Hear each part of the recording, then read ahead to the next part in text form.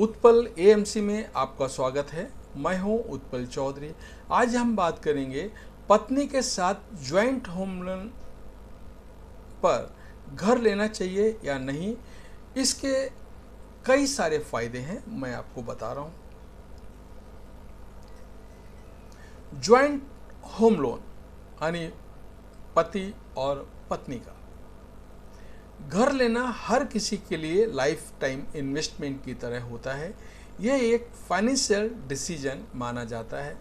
ज़्यादातर लोग home loan की मदद से सपने का आशियाना खरीदते हैं।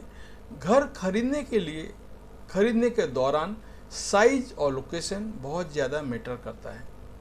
घर की कीमत भी इसी पर निर्भर करती है। अमूमन 80 से 90% तक फाइनेंस बैंक से मिल जाता है।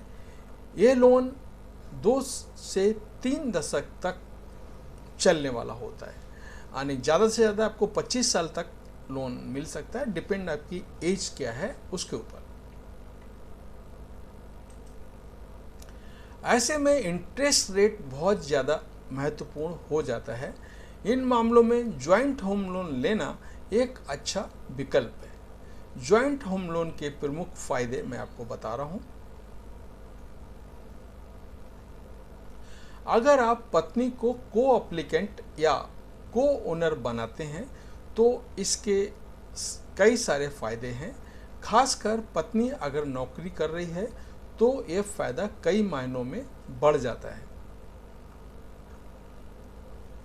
तो पहला मैं आपको बताता हूं, अगर आपकी पत्नी वर्किंग है और उन्हें को एप्लीकेंट बनाकर होम लोन लेंगे तो कई सारे फायदे मिलते हैं। सबसे पहले लोन मिलने के लिए एलिजिबिलिटी आपकी बढ़ जाती है। यानी एलिजिबिलिटी मतलब आपको बैंक लोन जो दे रहा है, आपकी अकेली सैलरी अलग है, आपकी वाइफ की सैलरी अलग है, दोनों को मिला देंगे।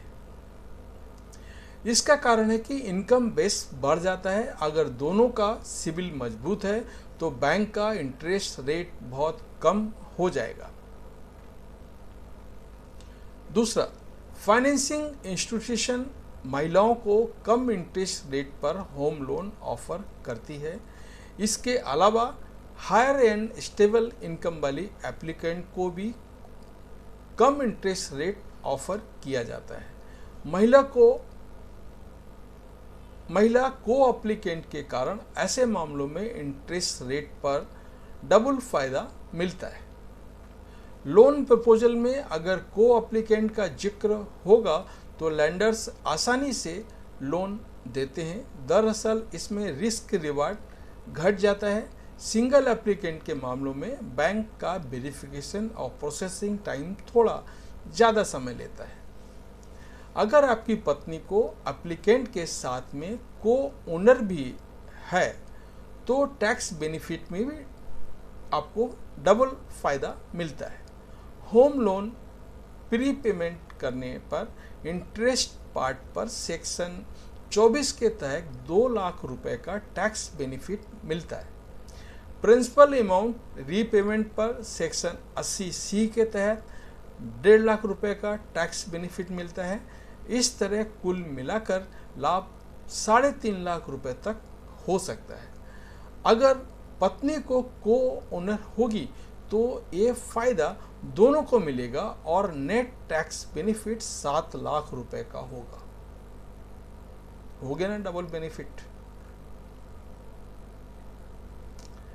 अगला, को ओनरशिप का फायदा उठाने के लिए पत्नी को भी ईएमआई का भुगतान करना होगा। अगर पत्नी प्रॉपर्टी में 50% की मालकिन है तो ईएमआई का आधा हिस्सा उसे भी चुकाना होगा। मान लीजिए कि होम लोन मिलने के कुछ सालों बाद पत्नी ने नौकरी छोड़ने का फैसला किया तो इसकी सूचना बैंक को देनी होगी। ऐसे हालात में होम लोन चुकाने की क्षमता घट जाती है। सूचना मिलने पर बैंक की तरफ से करेक्टिव एक्शन उठाया जा सकता है। तो ये था हमारा आज का वीडियो। आपको कैसा लगा? मेरे हिसाब से बहुत से जो लोग कुछ हैं वो अकेले घर अपने नाम से लेते हैं।